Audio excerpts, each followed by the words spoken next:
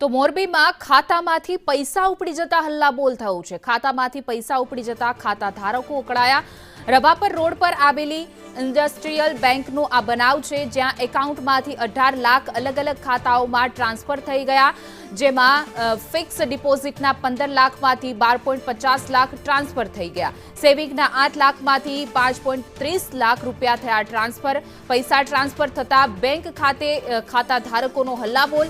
Bank મેનેજરે પૈસા ટ્રાન્સફરને લઈને હાથ અદ્ધર કરી દીધા છે, જેને લઈને હવે ખાતા ધારકોમાં રોષ જોવા મળી રહ્યો છે। ખાતું હતું 5.5 લાખ મારા બેંકમાંથી નીકળી ગયા। કઈ તારીખે નીકળ્યા અને તમારા ખાતામાંથી પૈસા બીજા ખાતામાં કેટલા વયા ગયા? 8 લાખ રૂપિયા 8 તારીખે મારા રૂપિયા વયા ગયા, 8 તારીખે વયા ગયા અને 4 ખાતામાં ટ્રાન્સફર થઈ ગયા।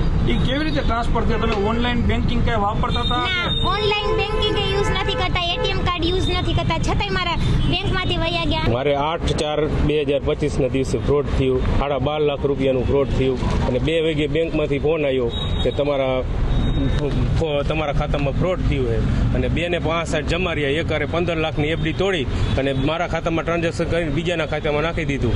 મેં કોઈ નેટ બેન્કિંગ કાંઈ યુઝ કર્યું નથી અને આ લોકોએ 2 વાગે જાણ કરી અને બેંકમાંથી કોઈ એવો રિસ્પોન્સ ન મળ્યો કે તમારે ક્યાં ફરિયાદ કરવાની, શું કાંઈ। ઇન્ડસ બેંકમાંથી